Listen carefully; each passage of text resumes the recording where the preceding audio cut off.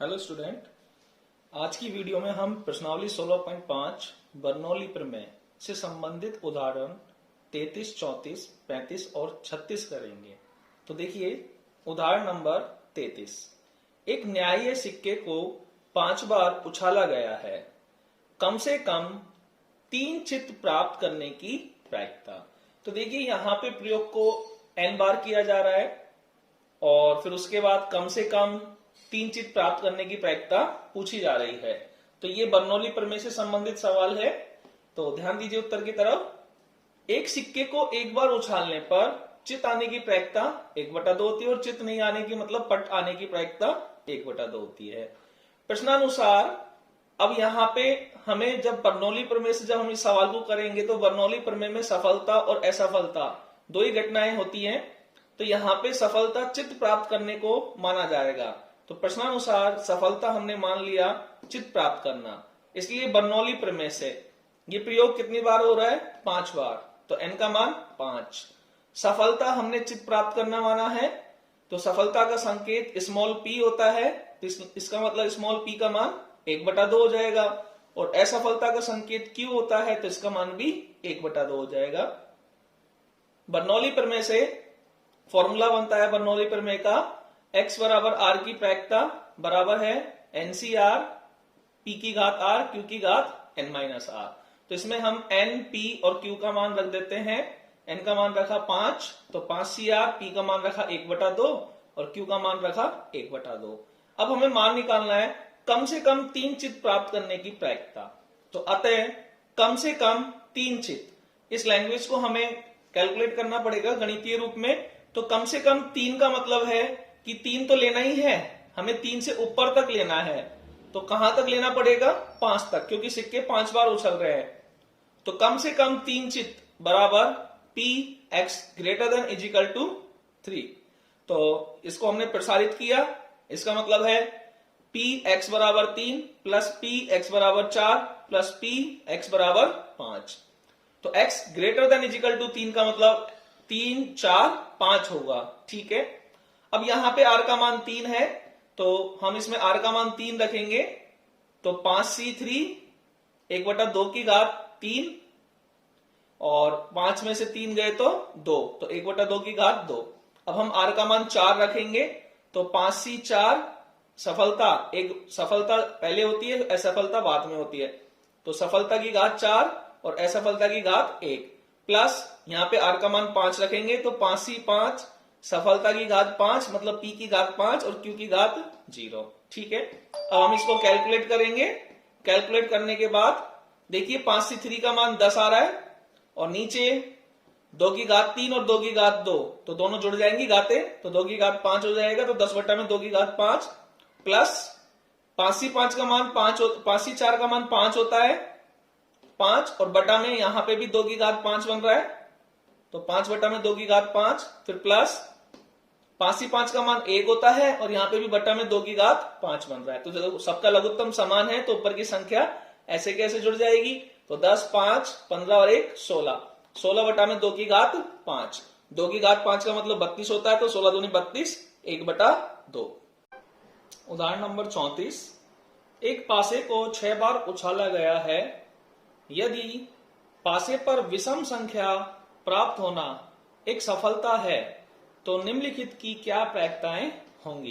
पहला, तथ्यतः 5 सफलताएं, दूसरा कम से कम 5 सफलताएं और तीसरा अधिकतम 5 सफलताएं। तो देखिए पासे को 6 बार उछाला जा रहा है, यहाँ प्रयोग को n बार किया जा रहा है और यहाँ पे सफलता पासे पर विषम संख्या प्राप्त होना बताया गया है। ठीक है, हम उत्तर की तरफ चलते हैं। तो हमें पता है कि पासे की हर उछाल पर जो भी घटना घटित होती है उसकी प्रायिकता समान होती है और बर्नौली प्रमेय की शर्तें भी यही होती हैं। तो इसलिए सवाल में बर्नौली प्रमेय लगेगी। तो हम पासे की एक उछाल के बारे में बात करते हैं। एक पासे को एक बार फेंकने पर विषम संख्या की प्रायिकता 3/6, क्योंकि अनुकूल परिणाम 3 होते हैं विषम संख्या के, 1, 3, 5, और पासे को फेंकने पर कुल परिणाम 6 होते हैं। तो विषम संख्या की प्रायिकता 3/6 बराबर 1/2। और विषम संख्या नहीं की प्रायिकता 1 में से घटा देंगे 1/2, तो विषम संख्या नहीं की प्रायिकता भी 1/2 ही। अब प्रश्नानुसार सफलता दी हुई है, पासे पर विषम संख्या प्राप्त होना। तो इसलिए सफलता है यहाँ पे विषम संख्या प्राप्त होना। इसलिए बर्नौली प्रमेय से n का मान 6 होगा क्योंकि हम पासे को 6 बार उछाल रहे हैं। अब सफलता विषम संख्या प्राप्त होना है तो सफलता का संकेत होता है स्मॉल p और असफलता का संकेत होता है स्मॉल q। तो स्मॉल p का मान हो गया 1/2 क्योंकि स्मॉल p सफलता का संकेत है और सफलता का मतलब है विषम संख्या प्राप्त होना और विषम संख्या की प्रायिकता 1/2 है, इसलिए p का मान 1/2 हो गया और q का मान भी 1/2 हो गया। बर्नौली प्रमेय का फॉर्मूला हम जानते ही हैं, x बराबर r की प्रायिकता बराबर NCR, p की घात r मतलब सफलता की घात r, q की घात n माइनस r मतलब असफलता की घात n माइनस r। तो देखिए हमारे पास n का मान 6 है, p का मान 1/2 और q का मान 1/2 है, तो हम इसमें रख देते हैं। तो 6CR, p का मान रख दिया 1/2 की घात r, q का मान रख दिया 1/2 की घात 6 माइनस r क्योंकि n का मान 6 है। अब हमें जो ये 3 सवाल दिए हुए हैं, इन 3 सवालों से हमें r के मान मिलेंगे क्योंकि इसमें r के मान की कमी है। तो अतः हम पहले सवाल की तरफ चलते हैं। तो तथ्यतः 5 सफलताओं की प्रायिकता, तो तथ्यतः 5 सफलता का मतलब है केवल और केवल 5 सफलता है। इसका मतलब हमें यहाँ पे r का मान 5 मिलेगा, तो हम इसमें r के स्थान पर 5 रखेंगे। तो r के स्थान पर 5 रखा तो देखिए 6C5 1/2 की घात 5 और 1/2 की घात 6 माइनस 5 मतलब 1। तो हमारे पास आया 6C5 1/2 की घात 5 और 1/2 की घात 1। 6C5 का मतलब 6 होता है, यहां से 1/2 की घात 5 और यहां से 1/2, तो हमारे पास आया 6/2 की घात 6। तो ये कट के 3/2 की घात 5 मतलब 3/32। ठीक है, दूसरे सवाल की तरफ चलते हैं। हमें प्रायिकता निकालनी है कम से कम 5 सफलताएं। तो कम से कम 5 का मतलब देखो ये लैंग्वेज पहले भी काफी बार आ चुकी है, तो इसको हम अब अच्छे से समझ गए होंगे। कम से कम 5 का मतलब है 5 तो लेनी है हमें और हमें 6 आगे तक लेना है जहां तक हमें पासे को उछाल रहे हैं। तो देखिए हम पासे को 6 बार उछाल रहे हैं तो 6 तक मान जा सकता है। तो कम से कम 5 सफलताओं का मतलब होगा, इसका गणितीय रूप होगा x greater than is equal to 5। तो अब हम इसको प्रसारित करते हैं तो x बराबर 5 प्लस x बराबर 6। तो कम से कम 5 का मतलब है 5 भी और 6 भी, क्योंकि हम पासे को केवल अधिकतम 6 बार तक उछाल रहे हैं। तो फिर हम यहाँ पे x बराबर 5 और x बराबर 6 की प्रायिकता निकालेंगे। तो यहाँ पे r का मान 5 और r का मान 6 है, तो r का मान एक बार यहाँ पे 5 रखा और एक बार 6 रखा। तो 5 रखने पर 6C5 1/2 की घात 5 और 1/2 की घात 1 प्लस यहाँ पे r का मान 6 रखा तो 6C6 1/2 की घात 6 और 1/2 की घात 0। इसको कैलकुलेट किया 6/2 की घात 6 और इसको कैलकुलेट किया तो देखिए यहाँ पे 6C6 का मान 1 होता है, तो इसलिए यहाँ पे आया 1/2 की घात 6। लघुत्तम समान है तो ऊपर की संख्या ऐसे कैसे जुड़ जाएगी, तो आंसर आया 7/2 की घात 6। तीसरे सवाल की तरफ ध्यान दीजिए। हमें प्रायिकता निकालनी है अधिकतम 5 सफलताएं। तो ये कम से कम और अधिकतम दोनों एक दूसरे की विपरीत लैंग्वेज होती हैं। ठीक है, अधिकतम 5 सफलता का मतलब है कि हम केवल 5 तक ही आएंगे, नीचे से 5 तक, और कम से कम का मतलब है 5 से आप ऊपर तक चलोगे। तो अधिकतम 5 का मतलब है, इसका गणितीय संरूपण है x less than equal to 5। अगर हम इसको फलाते हैं तो हमें 5, 4, 3, 2, 1, 0 सारी प्रायिकताओं का योग लिखना पड़ेगा। तो काफी बड़ा सवाल हो जाएगा, काफी बड़ा उत्तर हो जाएगा इसका। तो हमें पता है कि x less than equal to 5 में 0 से लेके 5 तक की सभी प्रायिकताएं आएंगी और हमें यहाँ पे टोटल स्थिति दे रखी है 6 तक, तो इसमें 6 नहीं आ रहा है। तो हम क्या करते हैं, सभी प्रायिकता का योग 1 के बराबर होता है, तो हम 1 में से 6 की प्रायिकता घटा देते हैं। तो 1 माइनस x बराबर 6 की प्रायिकता। तो 1 माइनस x बराबर 6 की प्रायिकता हमने अभी ऊपर निकाली थी, जिसका मान 1/2 की घात 6 आया। तो x बराबर 6 की प्रायिकता का मान रखा 1/2 की घात 6। 1/2 की घात 6 का मतलब 64। तो यहाँ पे 1/64 लघुत्तम लिया तो आंसर आया हमारे पास 63/64। उदाहरण नंबर 35। एक व्यक्ति के लक्ष्य भेदन की प्रायिकता 1/4 है। वह कम से कम कितनी बार गोली चलाए कि लक्ष्य को कम से कम एक बार भेदने की प्रायिकता 2/3 से अधिक हो। तो देखिए यहाँ पे संख्या के बारे में बात हो रही है, इसलिए ये सवाल बर्नौली प्रमेय से होगा। तो हम उत्तर की तरफ चलते हैं। दिया है व्यक्ति के लक्ष्य भेदन की प्रायिकता 1/4 है, यह हमें प्रश्न में दिया हुआ है। ठीक है, तो यहां पे लक्ष्य भेदने से की प्रायिकता दी हुई है, तो यहां पे लक्ष्य भेदना ही सफलता होगा। तो यहां सफलता है लक्ष्य भेदन, इसलिए बर्नौली प्रमेय से स्मॉल पी ये सफलता का संकेत है स्मॉल पी, तो यहां पे सफलता लक्ष्य भेदन है और लक्ष्य भेदन की प्रायिकता 1/4 है, इसलिए स्मॉल पी का मान 1/4। क्यू असफलता का संकेत है, तो इसका मान होगा 1 - 1/4 बराबर 3/4। तथा माना व्यक्ति गोली चलाता है n बार, क्योंकि देखिए क्वेश्चन पूछा जा रहा है कि वह कम से कम कितनी बार गोली चलाए, तो हमने मान लिया कि माना व्यक्ति गोली चलाता है n बार।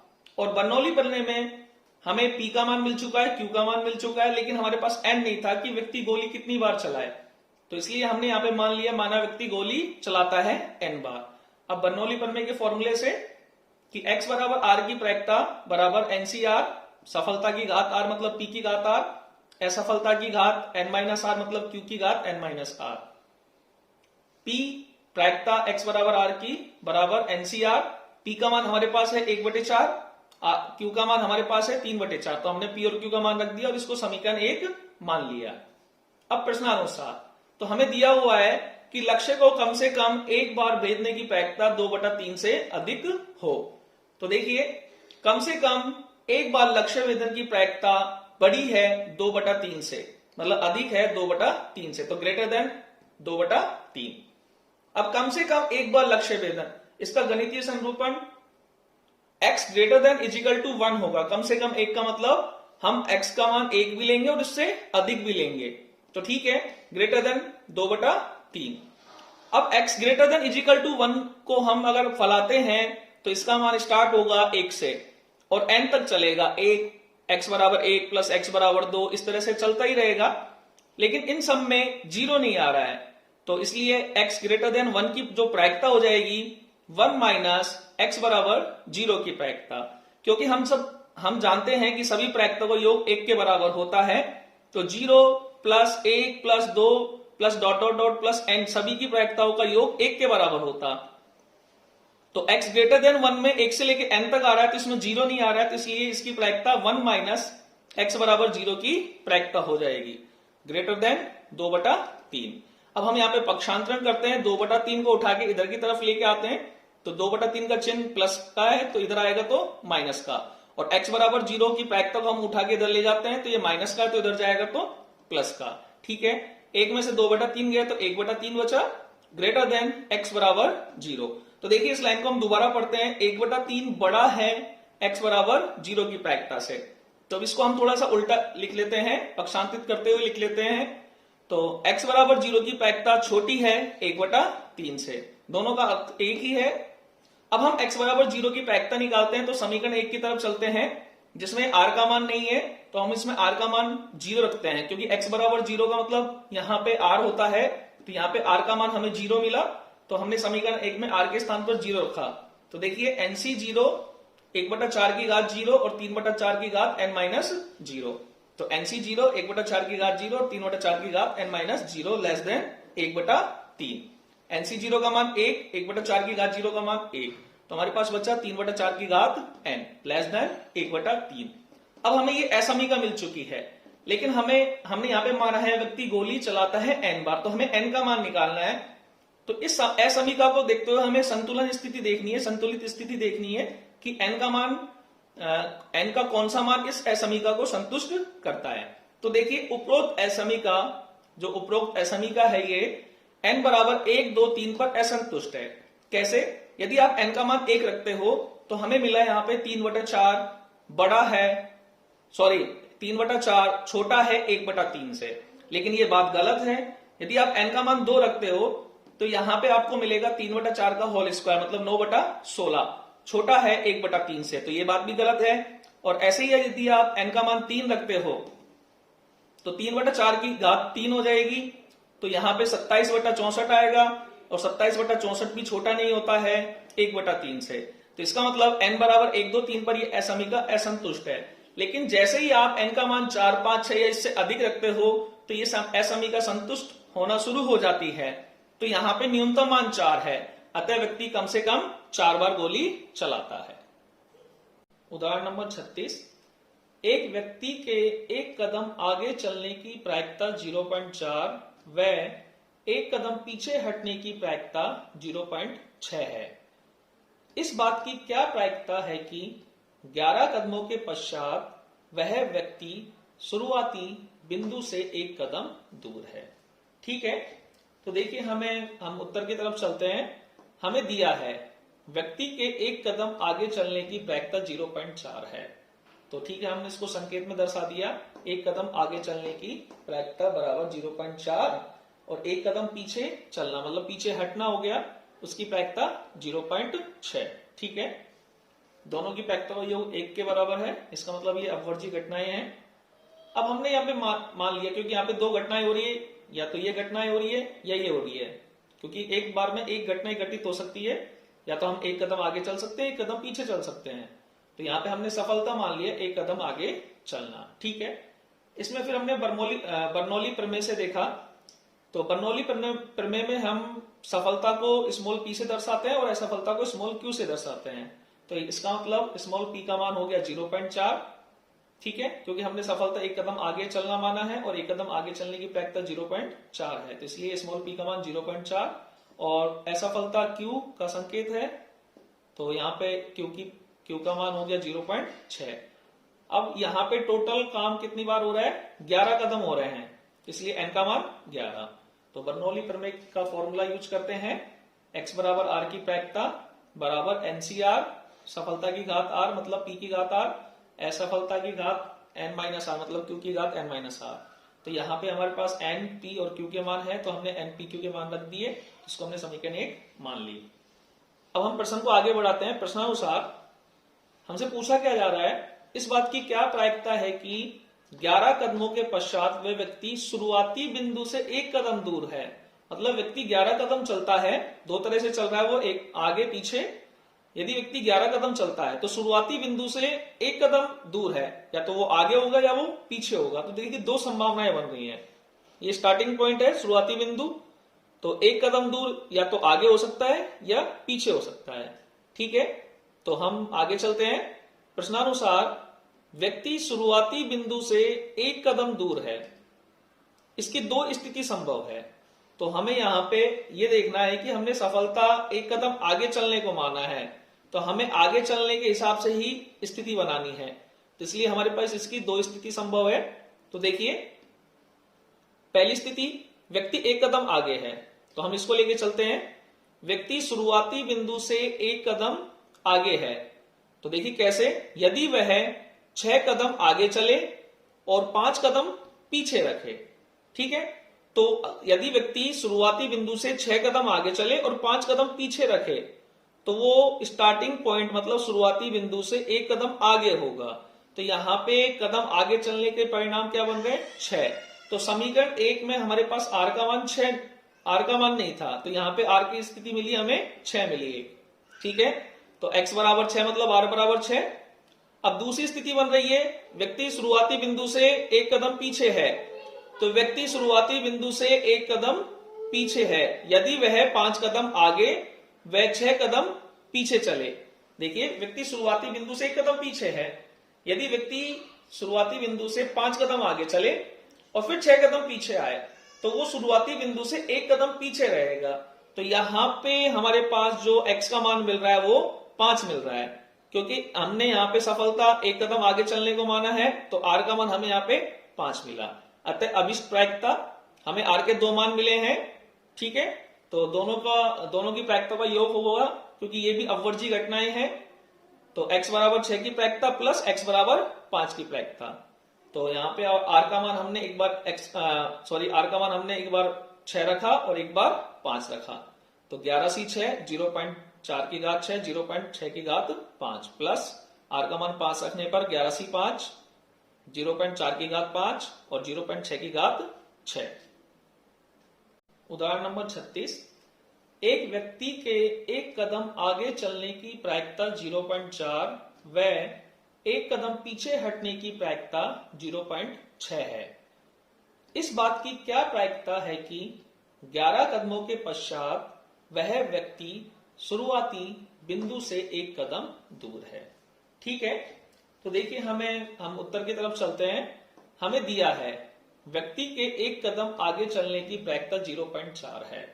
तो ठीक है, हमने इसको संकेत में दर्शा दिया। एक कदम आगे चलने की प्रायिकता बराबर 0.4 और एक कदम पीछे चलना मतलब पीछे हटना हो गया, उसकी प्रायिकता 0.6। ठीक है, दोनों की प्रायिकता योग 1 के बराबर है। इसका मतलब ये अपवर्जी घटनाएं हैं। अब हमने यहाँ पे मान लिया, क्योंकि यहाँ पे दो घटनाएं हो रही है, या तो ये घटनाएं हो रही है या ये हो रही है, क्योंकि एक बार में एक घटना घटित हो सकती है। या तो हम एक कदम आगे चल सकते हैं, एक कदम पीछे चल सकते हैं। तो यहाँ पे हमने सफलता मान लिया एक कदम आगे चलना। ठीक है, इसमें फिर हमने बर्नौली प्रमेय से देखा। तो बर्नौली प्रमेय में हम सफलता को स्मॉल पी से दर्शाते हैं और असफलता को स्मॉल क्यू से दर्शाते हैं। तो इसका मतलब स्मॉल पी का मान हो गया 0.4। ठीक है, क्योंकि हमने सफलता एक कदम आगे चलना माना है और एक कदम आगे चलने की प्रायिकता 0.4 है, तो इसलिए स्मॉल पी का मान 0.4 और असफलता क्यू का संकेत है। तो यहाँ पे क्यू का मान हो गया 0.6। अब यहाँ पे टोटल काम कितनी बार हो रहा है, 11 कदम हो रहे हैं, इसलिए एन का मान 11। तो बर्नौली प्रमेय का फॉर्मूला यूज करते हैं, x बराबर आर की प्रायिकता बराबर एनसीआर, सफलता की घात आर मतलब पी की घात आर, असफलता की घात n माइनस आर मतलब क्यू की घात n माइनस आर। तो यहाँ पे हमारे पास n, p और q के मान है, तो हमने n, p, q के मान रख दिए, इसको हमने समीकरण 1 मान ली। अब हम प्रश्न को आगे बढ़ाते हैं। प्रश्नानुसार हमसे पूछा क्या जा रहा है, इस बात की क्या प्रायिकता है कि 11 कदमों के पश्चात वे व्यक्ति शुरुआती बिंदु से एक कदम दूर है। मतलब व्यक्ति 11 कदम चलता है, दो तरह से चल रहा है वो, एक आगे पीछे। यदि व्यक्ति 11 कदम चलता है तो शुरुआती बिंदु से एक कदम दूर है, या तो वो आगे होगा या वो पीछे होगा। तो देखिए दो संभावनाएं बन रही हैं। ये स्टार्टिंग पॉइंट है शुरुआती बिंदु, तो एक कदम दूर या तो आगे हो सकता है या पीछे हो सकता है। ठीक है, तो हम आगे चलते हैं। प्रश्नानुसार व्यक्ति शुरुआती बिंदु से एक कदम दूर है, इसकी दो स्थिति संभव है। तो हमें यहाँ पे ये देखना है कि हमने सफलता एक कदम आगे चलने को माना है, तो हमें आगे चलने के हिसाब से ही स्थिति बनानी है। तो इसलिए हमारे पास इसकी दो स्थिति संभव है।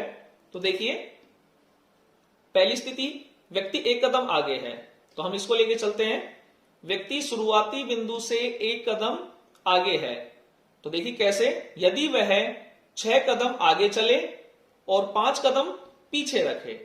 ठीक है, तो यदि व्यक्ति शुरुआती बिंदु से 6 कदम आगे चले और 5 कदम पीछे रखे, तो वो स्टार्टिंग पॉइंट मतलब शुरुआती बिंदु से एक कदम आगे होगा। तो यहाँ पे कदम आगे चलने के परिणाम क्या बन गए, 6। तो समीकरण 1 में हमारे पास आर का मान 6, आर का मान नहीं था, तो यहाँ पे आर की स्थिति मिली हमें 6 मिली। ठीक है, तो x बराबर 6 मतलब r बराबर 6।